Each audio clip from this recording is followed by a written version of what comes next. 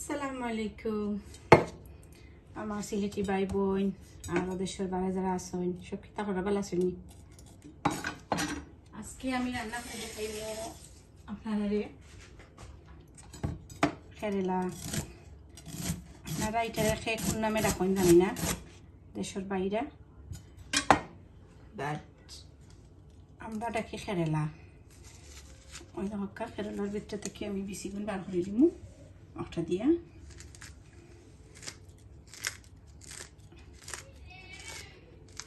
খুব সহজে ইজিলি কেরালার ভিতর থেকে সব জিনিস বার হয়ে আইব আসেনি সি অল বিসি অল ভিতরে যত ময়লা আছে সবটা বাড়াই গেল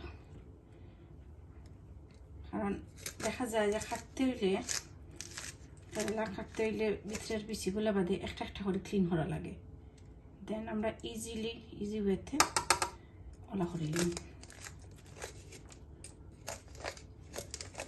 সব বিচিগুলো পরিষ্কার হয়ে গেল সি এই যে দেখো আমি ভিতরটা দেখাই ভিতরে কোনো ধরনের বিচি নাই সবটা ক্লিন হয়ে যাচ্ছে আমি আর একটা কাটিয়া দেখাই তাহলে আমরা কয়েকটা পিস বার করে নিই গুলোর মাঝে ফ্রন্টার গুলোর মাঝে কোনো বিচি থাকে না এই যে ফ্রন্টার পারপার হয়ে গেল and then ওটা হারাইয়া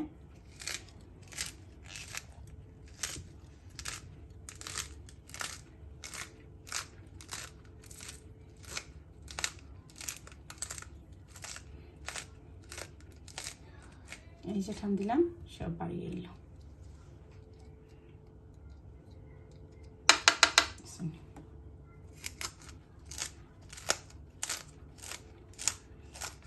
আপনারা অবশ্যই যদি ইজিলি খাম করতে চান কারণ নর্মালি খাটলে অনেক টাইম নেই গি বিচিগুলো ক্লিন করতে হইলে অনেক সময় নেই গি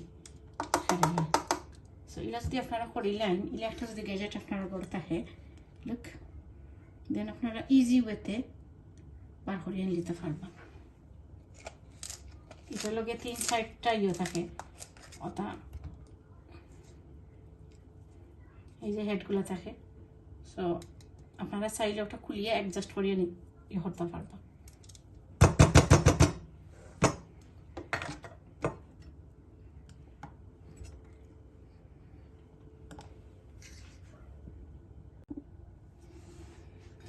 এবার আমি খাতাগুলো দেখাই দিব আপনাদের থাকতে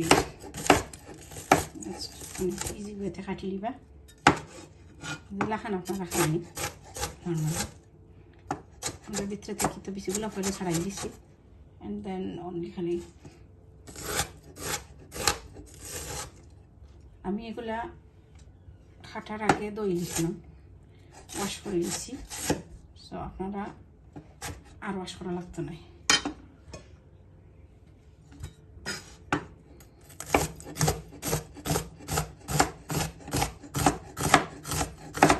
কারণ অলরেডি ওয়াশ করা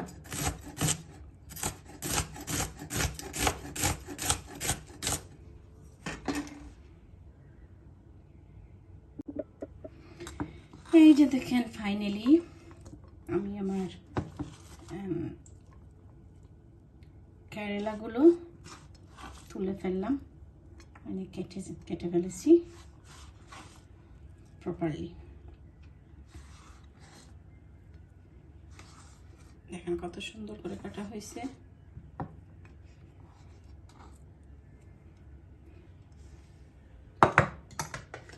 যদি আপনারা কেউ জানতে চান এই গ্যাজেট সম্পর্কে এটা কোত্থেকে পেলাম কিভাবে পেলাম কত টাকা দাম তাহলে প্লিজ আমাকে কমেন্ট করবেন দেন আমি বলে দিব এটা কোত্থেকে নিতে পারবেন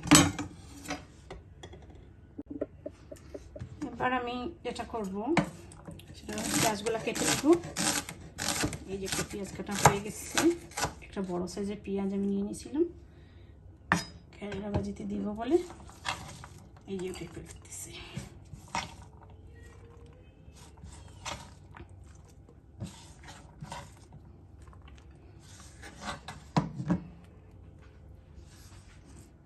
তারপরে চলে আসছি নেক্সট স্টেপে।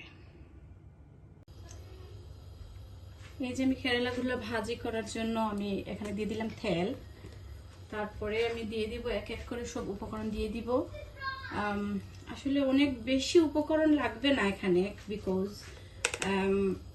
এটা অনেক সিম্পল একটা রেসিপি হবে, বাট কোনো তিতা হবে না। কেরালা সাধারণত তিতা হয়ে থাকে, এটা তিতা হবে না। এটা আমি ট্রাই করব অনেক শুকনো করে করার, আর যাতে তিতা না হয় সেজন্য আমি কিছু উপকরণ দিব। আপনারা শেষ পর্যন্ত দেখেন, দেখলে ভালো লাগবে। এইভাবে ঘরে বানিয়ে ফ্যামিলির সবাইকে খাওয়াতে পারবেন।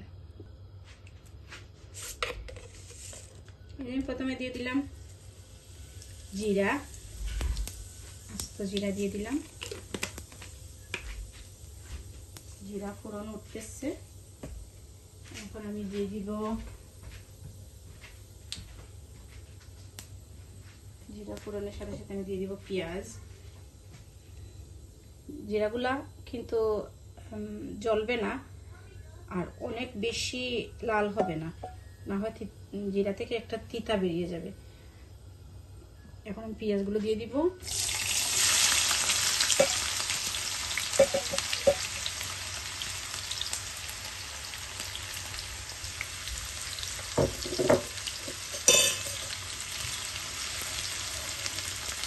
নাড়াচাড়া করে দিচ্ছি।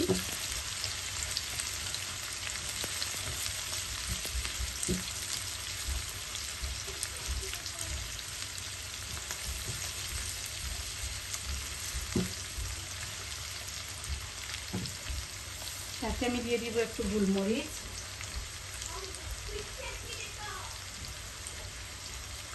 এই যে গোলমরিচগুলো দিয়ে দিলাম।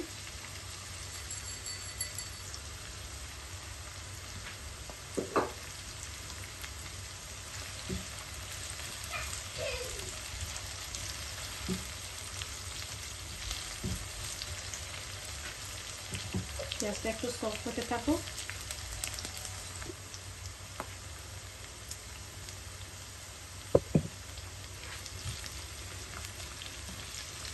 এই যে পেঁয়াজগুলো একটু সফট হয়ে আসতেছে, তার উপরে আমি দিয়ে দিব হলুদের গুঁড়া,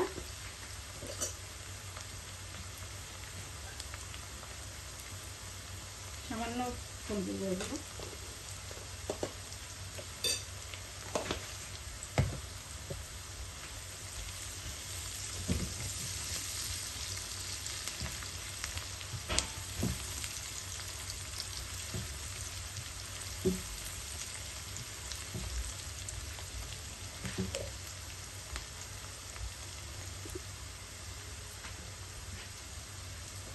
এখন আমি অ্যাড করে দিব এই পর্যায়ে কাঁচামরিচ ফালি করে দেওয়া,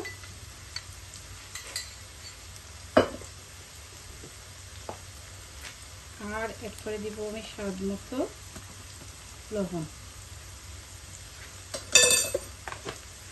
যার যতটুকু তরকারি তার মাপ অনুযায়ী আপনারা ঝালটা আর লবণটা কম বেশি করে নেবেন।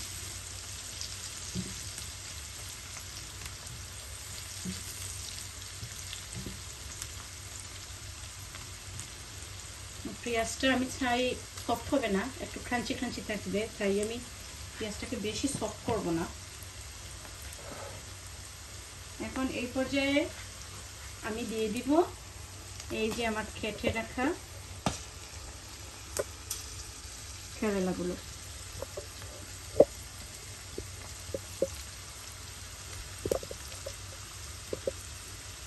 আসলে একটা ভিডিও করতে অনেক প্রবলেম হচ্ছে, বিকজ আমার স্ট্যান্ডটা বারবার পড়ে যাচ্ছে, জানি না কেন। আর আমার যে কিচেনের লাইটটা সেটা একটু ভালো হয়ে যাচ্ছে, মানে প্রপার ইয়েটা আসতেছে না, কালারটা আসতেছে না। এইভাবে দেখেন আমি দিয়ে দিলাম কাঁচা কেরালাগুলো। আপনারা আপনাদের ভাষায় কেরালাকে কি বলেন? আমরা ইংরেজিতে বলি বিটার গার্ড, বাংলায় বলে কেরালা, মানে আমাদের সিলেটি ভাষায় বলে কেরালা। আপনারা আপনাদের ভাষায় এটা কি বলেন কমেন্টে জানিয়ে যাবেন।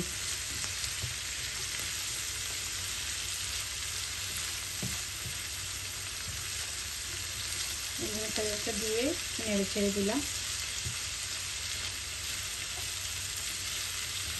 আরেকটা জিনিসটা তো খেয়াল করেছেন, আমি এখানে কোনো আলু ব্যবহার করব না,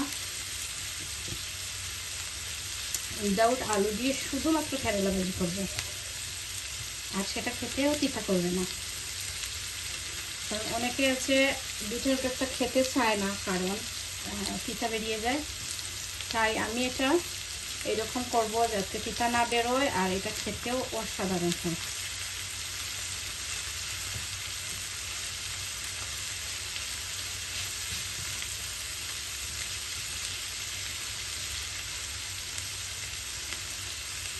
এটা আমার দাদির একটা ফেভারিট খাবার ছিল। অলওয়েজ আমার দাদি দেখতাম এভরিডে ওনার কেরালা ভাজি না হয় কেরালা দিয়ে ভর্তা, কেরালা দিয়ে ডিফারেন্ট রেসিপি দাদি বানাতো। আর এভরিডে আমরা আমাদেরকে বলতো খাওয়ার জন্য, আমরা তখন ত্যাগ করতাম, কারণ আমাদের বমি চলে আসতো, মনে হতো ও এটা তো ঠিকঠাক এটা খাওয়া যাবে না। কিন্তু এখন এসে ওই খাবারগুলোই মিস করতেছি, অনেক মিস করি ওই খাবারগুলা। এই যে দেখেন, এই পর্যায়ে আমি একবার নাড়াচাড়া করে দিব যাতে জলা না লাগে, জলে না যায় মিষ্টি, সেই জন্য। কিন্তু দেখেন কালারটা কিন্তু এতটুকু কালার নষ্ট হয়নি, এতটুকু কালার নষ্ট হবে না উইদাউট দিস কালার। আমি এই সবজিটা ভাজি করব। আমি অনেককে দেখছি যে সবজি ভাজি করার পরে তাদের সবজির কালারটা নষ্ট হয়ে যায়, সেটা লাল শাক হোক, পুঁই শাক হোক বা সবুজ কোনো